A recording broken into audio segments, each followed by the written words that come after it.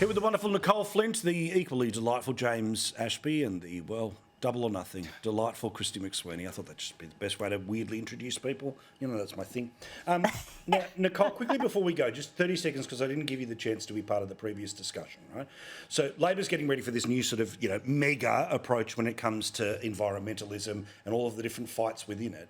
Is this not one of the great challenges of Conservatives, is that once they actually get to power, you are fighting against an institution that has been completely built outside of politics as well, that if you even make any moves on, then somehow, you're trying to send us back to the 1950s or such, the ABC will say?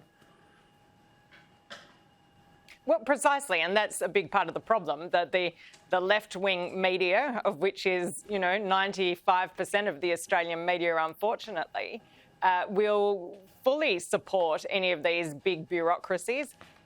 Paul, what worries me most about this, though, it's just the extraordinary level of regulation that is being imposed on businesses in every single way. And so this will be sort of a super environmental department and initiative.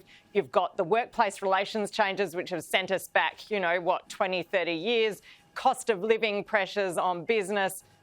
It's just never ending. So this is just yet another, ultimately, compliance burden on businesses that will make it harder for people to employ and to get on with earning income for the nation.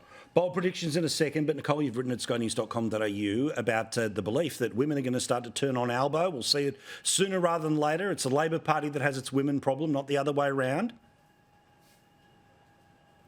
Well, that's what the polls, so a couple of news polls, December and March, have shown that Labor is actually the party that has an issue with women, despite, again, what the left-wing media like to say. And, Paul, if you look back over electoral history, the Liberal Party is no less popular with women than Labor is. We're sort of, it's fairly similar, despite all of the narrative that, women are more progressive and women like the Labor Party. And of course they like the Labor Party because Labor have quotas for women and so they have more women in Parliament.